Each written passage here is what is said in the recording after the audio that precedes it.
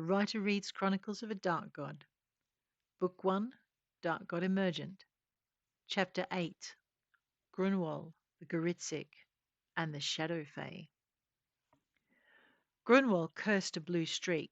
He'd pulled the guildmaster's escort back as soon as he realized they'd alert the Tillerman to Raoma's presence. He hadn't been happy about it, but it had been the only way.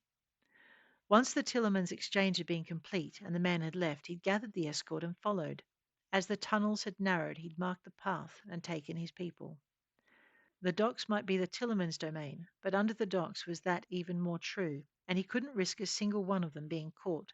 All he could hope was that the newly arrived crime lord had completed his activities for the evening and was ready to retire. He wished the guildmaster had warned him of his plans for the night so he could at least have had the tunnels located next to guild territory mapped. That way he'd have had some idea of where they were heading into. As it was, he now had to find which of the damned nobility had shanghaied his guildmaster and friend and get him back. There was clearly more about the Tillerman they didn't know that they needed to, like the fact he used magical wards over all the dockside sewer entrances and main ledges, and the alarms they triggered were silent. Knowing the night guards were shadow fae and gargoyles would have helped too. It would have saved them all a lot of pain, and it would have meant he could have prepared his men for the attack that took them beyond the guildmaster's reach. He didn't know he'd lost any until the last man had dropped his blade. The clatter had seen him pivot in time to see the guildsman's unconscious form being carried through a portal of darkness ringed in mist.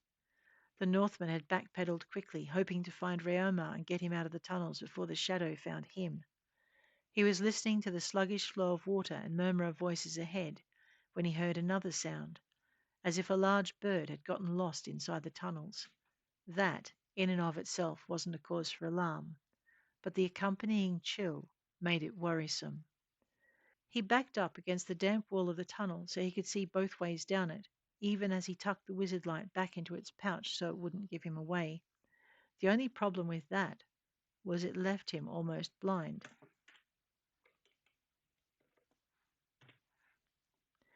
Closing his eyes at least let him sharpen his listening, but that did him no good. The first he knew he'd been outmaneuvered was when two sharp blades dug gently into his sides. "Move and you die," a voice rasped from before him as his own blades were removed from their sheaths with silent efficiency. "I don't suppose I can bargain?" Grunwol asked quietly. The voice that answered was laced with scorn. "What could you possibly offer us?" "A debt?" Grunwol suggested, carefully opening his eyes. To his surprise, he wasn't facing an elf, shadowy or otherwise, but something else. The creature crouched before him was only slightly shorter than his own near 7 feet of height, and outweighed him at least 2 to 1. The peoples of the north knew them as Garitzik, but here they were known only as gargoyles, bat-eared, canine-snouted, and bedecked with stony wings that arced from its shoulders to its knees. The gargoyle scented him. "Northlander," it rasped, crinkling its nose, "you are far from the plains and mountains of ice." "I am," Grunwol agreed, not flinching when the creature leaned into him and sniffed again. "What was your totem?" Was. The question brought an unexpected twist of pain. "I have no totem now." It gave a derisive snort in response. "This I know," the Garitzik replied. "I ask not what it is, but what it was." "Wolf," Grunwell replied, steeling himself for the inevitable follow-up. The gargoyle didn't let him down. "And where is your mate?" Long-buried grief ripped through him, and Grunwell bowed his head, closing his eyes so the monster before him didn't see his pain. Clenching his teeth, Grunwell choked down a second surge of loss, still fresh a decade after the event. When he replied, his voice was rough with suppressed emotion. "Gone ahead," he rasped. "Gone ahead," he responded, his voice cracking despite his best efforts. "Gone. Alone." The very answer made him want to howl, but for that he would need to be a wolf, and the shift was forbidden and unwanted. He repressed a sob and hoped the gargoyle would leave the subject alone. Surprisingly, it did. "The debt you offer," the creature said. "Which is it?" "Blood and iron," Grunwol replied. It was all he had left. Shadow moved beside his head, and warm breath whispered through the Garitzik's aura of cold. "You will come when we call, Northman, wherever you are, whatever you are doing."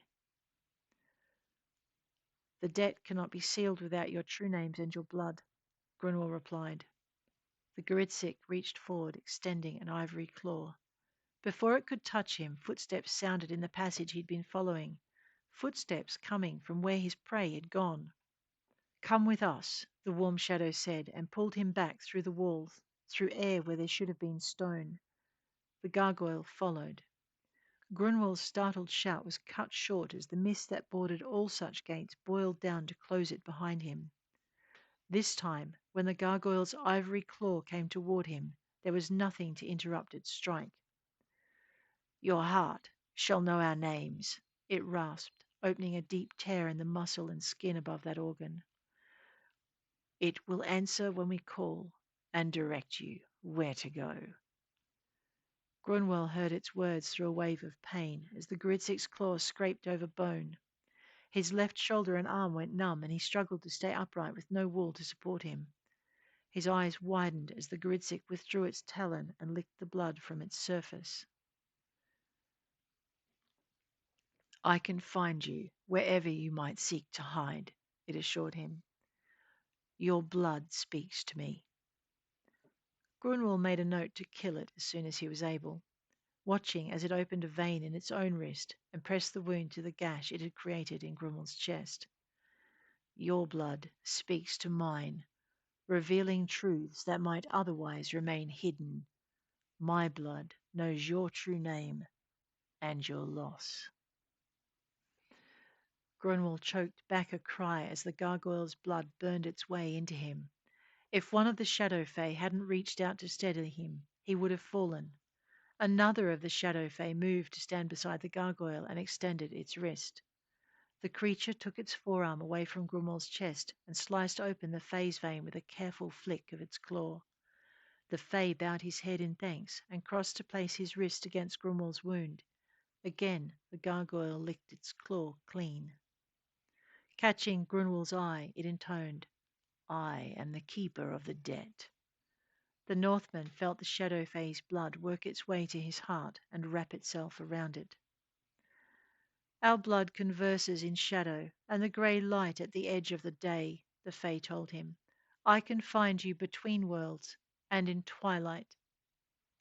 He lifted Grunwald's left arm and nicked the vein at the wrist. Lifting it to his lips, he took a sip. "Your blood speaks with me," he continued moments later, "but it keeps your secrets. We're tied. You know my true name, as I now know yours. You will come to me when I need you most. Your blood will bring you." Grunwald didn't like the sound of that, but had no choice but to accept it. His blood would take him when the Fae needed him most. He really didn't like the sound of that. The elf stepped away and out of sight. Moments later, Grunwald found himself being transferred from one Fae to the other, and a female shadow elf stepped into view. She inclined her head toward him before offering her wrist to the Garitzik's claw. Once again, blood was spilled and cleaned from its gleaming ivory tip, binding its donor to the Oath Keeper. Grunwald fought down a wave of nausea and a second wave of dizziness, fighting to remain conscious. Who knew where he'd end up if he didn't? His left arm felt like lead and his chest like it was alight. When the elf pressed her wrist against his flesh, he barely held back another cry.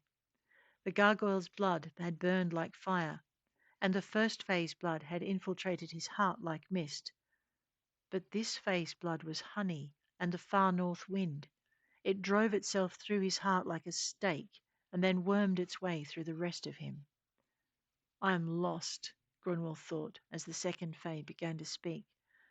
"There is no more hope for me." "My blood stakes its claim," she stated, "the claim of all my people. If one should need you, you will come. My blood will lead the way. She raised his wrist, and Grunwol realized he was still bleeding, a trail of red flowing over his palm and dividing into individual rivulets, one for each of his fingers. The Fey woman raised his wrist to her lips and drank more deeply than her predecessor.